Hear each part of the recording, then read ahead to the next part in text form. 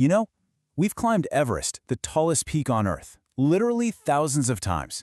For mountaineers, getting to the summit, well, that's everything. So how in the world is it possible that another mountain, one that's over 2,000 meters shorter, remains completely, utterly untouched by human feet? Well, that is the mystery of Mount Kailash. Okay, so let's just get right into it because this is the big question, right? Why does this one, peak in an age where we've mapped and explored pretty much every corner of the planet, remain such a total mystery? The answers you find online? Oh boy, they get pretty wild.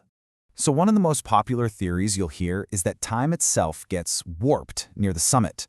The stories are crazy. They say climbers' hair and nails start growing at this incredible rate.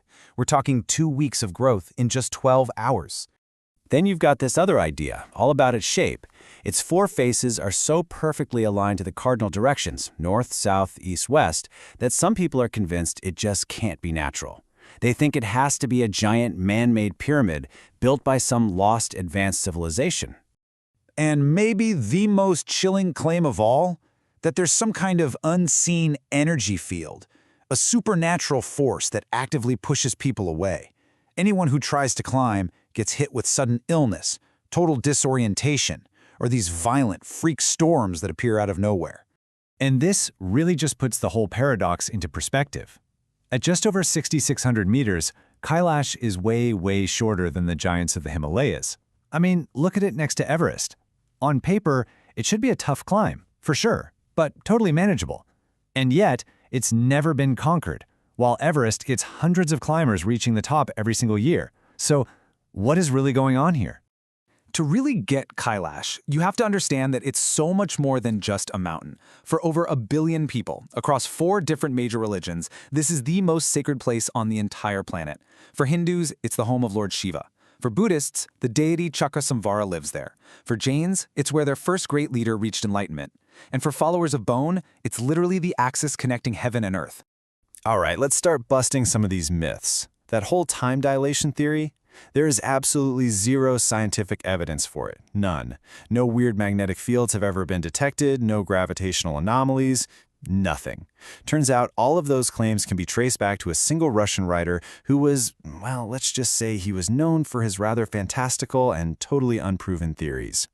And what about that famous story? You know, the one about the Siberian climbers who supposedly got near the top, aged super rapidly, and then all died within a year? It's a complete fabrication. The Russian Mountaineering Federation has no record of any expedition like that. No names, no dates, no evidence whatsoever. It's a ghost story, plain and simple. And then there's the perfect placement idea. The story goes that Kailash is exactly 6,666 kilometers from both the North Pole and Stonehenge. But when you actually pull out a map and measure it, the numbers just don't add up. I mean, they're kind of close, but they're definitely not exact. It's a classic case of wanting to see a pattern so badly that you just ignore the actual facts. Now this is really cool. Right at the foot of the mountain, there are 2 lakes sitting right next to each other. One is Lake Manasorovar, the lake of the gods, and its water is perfectly fresh. Right next to it is Rakshastal, the lake of demons, and its salt water totally barren of life. So is it some kind of supernatural division? Actually, the real explanation is beautifully simple geology. See, Rakshastal is what's called an endorheic lake. Basically, that just means water can flow in, but it has no way to flow out. So for thousands and thousands of years, as water evaporates, all the minerals and salts get left behind, just building up and making the water saltier and saltier. Meanwhile, Lake Manasorovar has an outlet, so its water is constantly being flushed, which keeps it fresh. No magic needed, just hydrology. Okay, so if it's not time warps, and it's not ancient aliens, and it's not some mystical death force, what is the real reason nobody has ever stood on the summit of Mount Kailash? The answer, it turns out, isn't about what's physically impossible. It's about what we, as humans, have decided is forbidden. The decision to leave Kailash alone didn't just happen overnight. It was a gradual shift.